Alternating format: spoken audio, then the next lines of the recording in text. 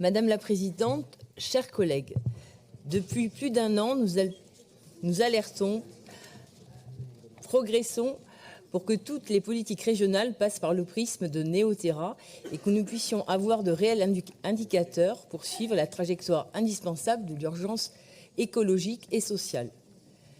Nous avons quelques éléments dans ce document d'orientation budgétaire qui semble prendre la mesure, mais toujours peu d'objectifs.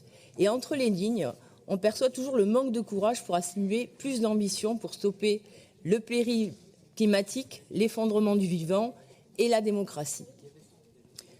Sur ce dernier point de démocratie, encore une fois, nous assistons à un passage en force, à marche forcée et à contre-courant des défis actuels pour notre politique régionale structurante des déplacements par TER, puisque nous apprenons dans ce débat d'orientation budgétaire que cette politique sera ouverte à la concurrence. Nous avons lancé l'alerte il y a à peu près 15 jours et la seule réponse qui a été faite, c'est vendredi, lorsque nous étions en réunion des présidents, on nous a annoncé que ce débat d'orientation budgétaire avait été un petit peu modifié puisque a été retirée la parenthèse qui faisait mention au calendrier de l'ouverture des lots à 2027, peut-être pour rassurer vos alliés communistes. Et depuis, donc, de nombreux articles sont parus, reprenant tous les propos qui montrent que vous souhaitez réellement voir arriver d'autres opérateurs pour les TER.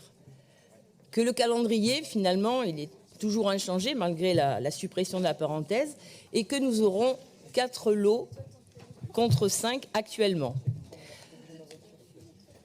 Je remercie la presse car vous le noterez, dans aucune des délibérations, nous avons des éléments sur le choix de ces lots, le calendrier.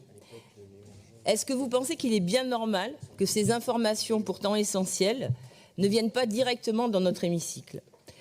Nous apprenons également que vous souhaitez une augmentation du trafic de 10%, donc d'une manière générale, et on ne sait pas par lot ni par ligne, et de réaliser en même temps 10 à 30% d'économies sur les prochaines conventions.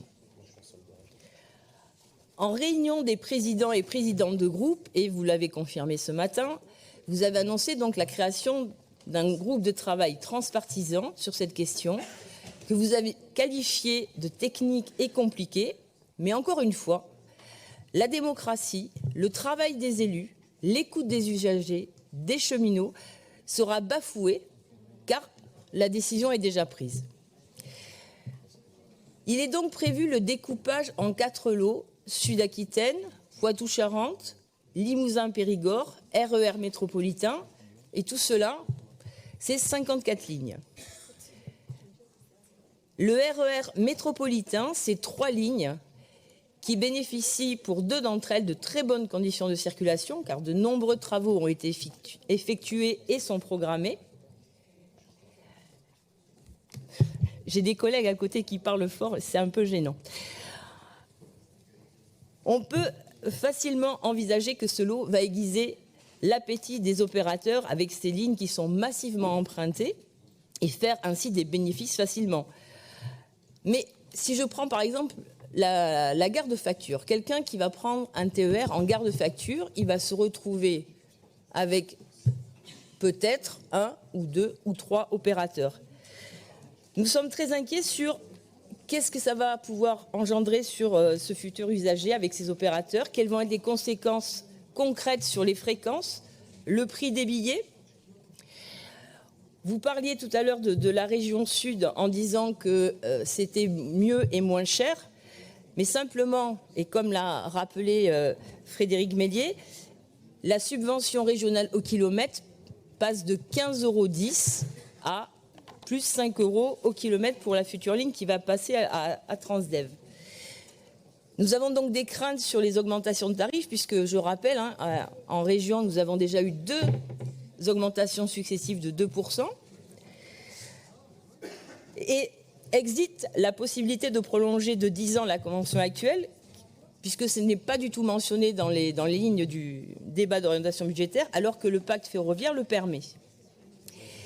Existe le débat, et j'y reviendrai demain, puisque, et il y a de nombreux collègues qui l'ont perçu aussi, demain nous avons donc une délibération pour prendre la propriété du matériel roulant, et en décembre, celle des centres de maintenance. Donc tout cela est bien en lien avec cette ouverture à la concurrence. Et nous trouvons également dans le tableau des emplois la création de postes. Nous sommes très inquiets pour l'avenir de l'ONI-TER. L'ouverture à la concurrence ne doit pas cacher le véritable souci dans la régularité et la performance de notre réseau. Pourquoi? Tout simplement, bon, il n'est pas là, mais il entendra. Donc vous avez l'habitude d'asséner des fake news, le réseau va mal, très mal. Et prétendre que tout va bien, car nous avons un protocole de petite ligne avec l'État de 1,5 milliard d'euros, c'est un mensonge. Notre vice-président nous le répète sans cesse, en plénière, en commission, ce protocole sert à caler les armoires. Et nous n'avons toujours pas de volet mobilité dans le CPER, alors que l'État, il a également enlevé 3 milliards d'euros par an à SNCF Réseau pour l'entretien du réseau. Alors oui, l'heure est grave. Et malheureusement, le choix de créer 2 nouvelles lignes à grande vitesse ne va pas améliorer le quotidien des Néo-Aquitains. Et au passage, vous réaffirmez que celle-ci va permettre de supprimer le mur de camions, mais c'est faux. Savez-vous qu'actuellement, il n'y a qu'une quinzaine de trains de fret qui circulent entre Bordeaux et Dax, moitié moins qu'il y a 15 ans, donc il n'y a absolument pas de saturation.